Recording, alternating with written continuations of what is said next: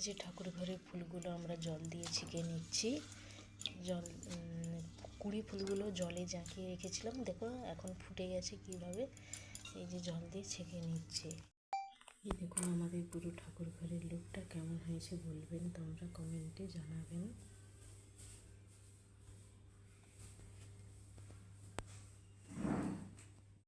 দেখুন এই গুঁড়িটা দিয়ে আমরা ঠাকুরের বাসনগুলো মেজে নেব। এই গুঁড়ি দিয়ে বাসনটা মাজলে পুরো বাসনগুলো চকচক করবে।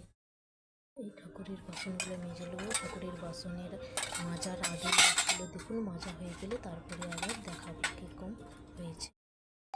দেখুন আমার বাসন মাজাগুলো হয়েছে, কীরকম চকচক করছে দেখুন আপনারা। এগুলো ঠাকুরের বাসন মাজা হয়ে